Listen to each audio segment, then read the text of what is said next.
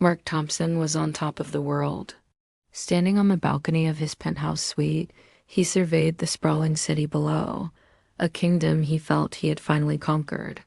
Just hours ago, he had signed the deal of a lifetime, a $500 million merger that catapulted his tech company into the stratosphere. The culmination of years of relentless work, sleepless nights, and countless sacrifices.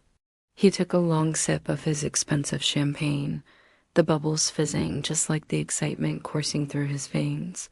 This was it. The moment he had dreamed of. His wife, Clara, stepped out onto the balcony, a gentle smile on her face. "Isn't it incredible, Mark? All our hard work. It's finally paid off." Her eyes shone with pride, not for the money, but for him, for what they had built together. But Mark barely heard her. His mind was already racing ahead, envisioning a new life, a life where he didn't need to be tied down. He looked at Clara, really looked at her for the first time in months. He saw not the partner who had stood by him, but a relic of his past, a reminder of the struggling man he used to be. He put his glass down with a clink. "Clara," he said, his voice cold and detached, "we need to talk." The smile on her face faltered. "I've been thinking," he continued, not meeting her gaze. "This changes things. It changes me. I need a new beginning. And you're not part of it." Clara stared at him, her heart sinking. The words hung in the air, sharp and cruel. "What are you saying, Mark?" she whispered, her voice trembling. "I'm saying it's over," he stated flatly. "I want a divorce. I've already had my lawyer draw up the papers. You'll be compensated, of course, generously, but I want you out. Tonight." Clara couldn't believe what she was hearing. It felt like a nightmare. Just hours ago, they were celebrating their shared success. Now, he was throwing her out like yesterday's news. Tears welled up in her eyes, but she refused to let them fall, not in front of him. She had poured her heart, her soul, and her own considerable talents into his company. She was the one who managed the books, negotiated with suppliers, and kept the team motivated when Mark's volatile temper threatened to derail everything. She had been his rock, his co-pilot. After everything? She asked, her voice filled with a pain so deep it was almost silent. "After everything we built together?" Mark just shrugged, his expression unreadable. "It's just business, Clara. You should understand that." He turned his back on her, staring out at the city lights, effectively dismissing her from his new, glittering life.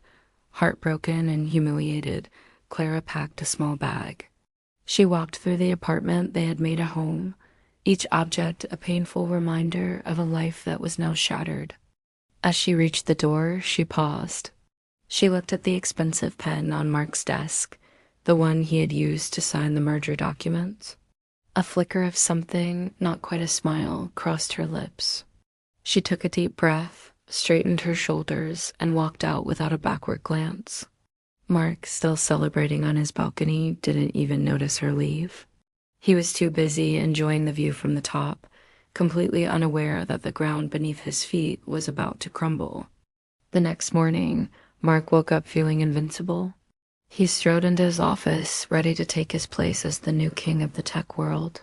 His secretary, a young woman named Sarah, looked at him with an expression he couldn't quite decipher. Pity? Concern? "Good morning, Mr. Thompson," she said quietly. "There are some gentlemen here to see you." Mark frowned. He wasn't expecting any visitors. 3 men in sharp suits stood up as he entered his conference room. One of them stepped forward. "Mr. Thompson," he began, "we represent the board of the acquiring company.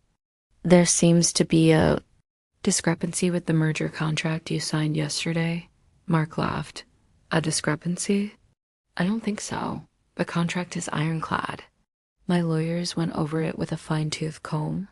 The man's face remained impassive. "Perhaps. But it appears you weren't the authorized signatory for your company." Mark's laughter died in his throat. "What are you talking about? I'm the CEO. I'm the majority shareholder. Of course, I'm the authorized signatory." The man slid a document across the table. It was a copy of the company's articles of incorporation. Mark scanned it, his confusion turning to cold dread. His eyes landed on a specific clause, one he hadn't looked at in years.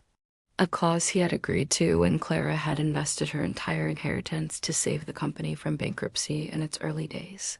It stated clearly that for any transaction exceeding a certain value, a specific board member's signature was required for final validation. A board member who held a significant, non-dilutable stake in the company as collateral for her initial investment. The name typed on that line was Clara Thompson. Mark's blood ran cold. He snatched his phone and frantically dialed Clara's number. It went straight to voicemail. He tried again. And again, voicemail. Panic began to set in. He called his lawyer, his voice sharp with urgency. The merger. There's a problem with the contract. His lawyer was confused. Mark, what are you talking about? It's done. Signed and sealed. No, Mark shouted. Clara, she had to co-sign. Her signature ... It's not on the main document. A heavy silence followed on the other end of the line. Then his lawyer's voice, now grave. Mark, what did you do? Mark didn't answer. He couldn't. The gravity of his actions hit him like a physical blow. He had thrown out the one person who held the key to his entire empire. The man from the board cleared his throat, bringing Mark back to the horrifying reality of the conference room. Mr. Thompson, as it stands, the contract you signed is invalid. Without Mrs. Thompson's signature on the final validation addendum, the $500 million deal is void. He paused, letting the words sink in. Furthermore, this breach of protocol constitutes a major violation of the preliminary agreement. Our company is pulling out, and we will be seeking damages for this. Fiasco. Mark felt the world spin. The penthouse, the champagne, the triumphant feeling, it all evaporated, replaced by a nauseating wave of pure terror. He had been so arrogant, so sure of his own power, that he had completely forgotten the foundation upon which it was built. He had forgotten Clara, not just as his wife, but as his most crucial business partner. He sank into his chair, his face pale. The empire he had just claimed was now a pile of dust. And he had no one to blame but himself. News of the collapsed deal spread like wildfire. The stock of Mark's company plummeted. Investors pulled out, partners severed ties, and the media had a field day with the story of the arrogant CEO who sabotaged his own success. Mark was a pariah. He was forced to sell his penthouse to cover the initial legal fees and moved into a small, sterile apartment that echoed with his failure. The city lights he once saw as his kingdom now seemed to mock him. He spent his days desperately trying to salvage what was left of his company, but it was no use. The damage was done. His reputation was in tatters. He tried to find Clara. He went to her parents' house, her friends' places, anywhere he could think of. But it was like she had vanished from the face of the earth. He left dozens of voicemails, each one more desperate than the last. Clara, please. I made a terrible mistake. I was an idiot. I need you. Please, just talk to me. But his calls were met with silence. The silence was his punishment, a constant reminder of his cruelty and his folly. One evening, sitting alone in his bleak apartment, a letter arrived. It was postmarked from a small coastal town he'd never heard of. His hands trembled as he saw the familiar, elegant handwriting. It was from Clara. He tore it open. The letter was short. It didn't contain anger or recriminations. It was simple and, in its simplicity, devastating. Mark, it read, I hope you are well. I've started a new life here. I used my shares in the company, the ones you forgot I had to fund a small tech incubator for young entrepreneurs. I'm helping them build their dreams the right way, with partnership, trust, and respect. I learned a lot from our time together, both good and bad. I learned what it takes to build a successful business, and I learned what it feels like when that partnership is betrayed. I will not be signing the validation documents. Not now, not ever. The company was our dream, Mark. You chose to turn it into just yours.